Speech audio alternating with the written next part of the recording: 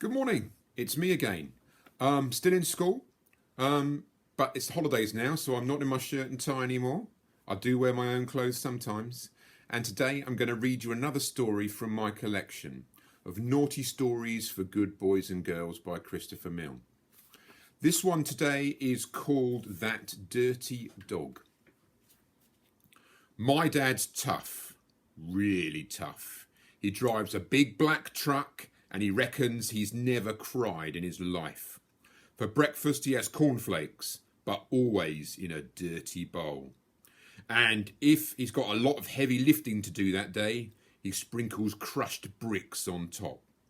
Or so he tells me. I'm usually asleep when he leaves.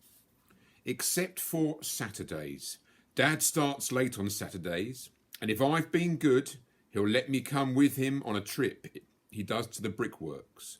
We always go along exactly the same road, and each time we pass the park, we see a dog. The same dog, always in exactly the same spot. There's that stupid dog again, said Dad one day. What a useless, dirty-looking mutt. What a scumbag. Looks a bit hungry, I said. So what, said Dad. Should get off its lazy butt and rip into a couple of rubbish bins. I wouldn't have minded stopping and giving it a cuddle, but I'd never had said so, of course.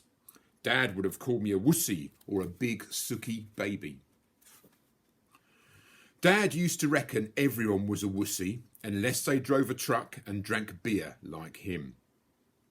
The next Saturday, that poor, dirty old dog was there again, with big sad eyes looking as hungry as any dog I have ever seen. What a filth bag, yelled Dad. What a loser. Pity someone hasn't run it over. You know, sometimes I didn't like my dad very much. And so it was. Every Saturday, Jack, that's what I decided to call him, would be sitting, almost waiting for us to come.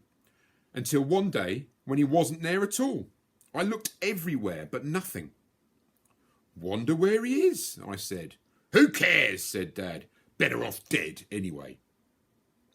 On the way back past the park that day, I asked, couldn't we have a quick look? For that rotten mongrel? Asked Dad. You've got to be joking. Please, I said.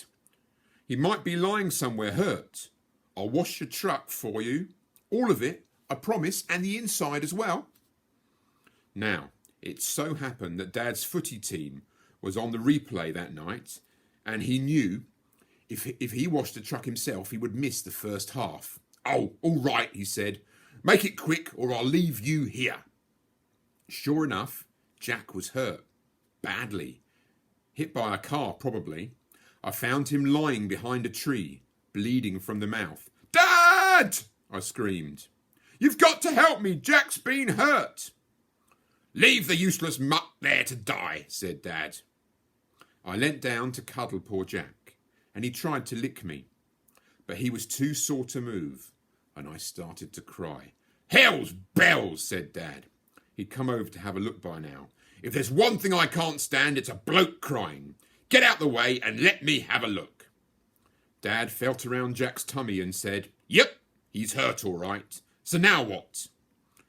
I just looked up at Dad, and I guess my eyes must have said, Please. Dad sighed, shook his head and said, All right, anything to stop you blubbering. And with that, Dad just picked Jack up and chucked him in the back of the truck. I'll drop him off at the vet. But if it's going to cost me to fix him, I'll ask the vet to put him down. Put him down, I asked. Yep, knock him off, put him to sleep. He's probably got a car kit anyway. Sure enough, the vet said that Jack did look really bad and he'd have to take an x-ray. He wouldn't know until the next day. As we walked out, Jack looked up and his big, sad eyes said, I understand if you decide not to help me. Who'd want an old dog like me anyway? I cried again. That night, I don't think I slept at all. At last it was morning and time to go to the vet's. I could tell straight away from the look on the vet's face that the news was bad. Broken ribs and $160 to fix him. Right, said Dad. That's all I need to know. You can put him down. Sooner the better, I say. No! I screamed. I'll pay. Somehow, please, Dad. Dad just shook his head. Suddenly, something inside me went funny. Something I have never felt before. I hate you! I shouted. You reckon everyone else is a wussy, but you know what? I think you are, because you're too scared to do something nice. With that, I turned and ran. I've never spoken to my dad like that before. I expected him to chase after me and give me a smack, but he didn't. When he came out of the vet's, I saw him wipe his eye with his hanky. Must have got a speck of dirt in it. On the way home, no one said anything. Nothing. That night, no one said much either, except for Mum. She asked Dad when his fishing trip was coming up this year. Might not go, said Dad. But you love it, said Mum. Gets a bit boring, said Dad. Anyway, we could use the money. What for? Asked Mum. Dad didn't answer. I didn't even mention Jack after that. I told Dad I hated him for putting Jack down. What else was there to say? That didn't mean I didn't think about poor Jack, though. I thought about nothing else. I reckon it's the saddest I've ever felt. It was about a week later when Dad came home and said, I've got something to show you. I thought it must have been a new truck. I walked outside, and there, sitting on the front seat of Dad's Mack truck, was the nicest thing I've ever seen. Jack! With his fur all washed, his tail wagging, and a great big bandage round his tummy.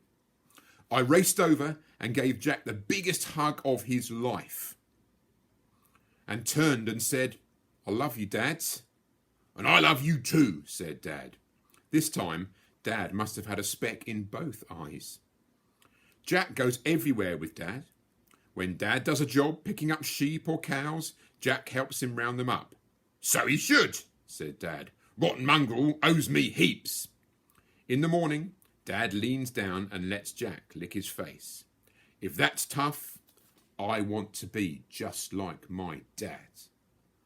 Hope you enjoyed that. I will do another one tomorrow. Take care, stay safe.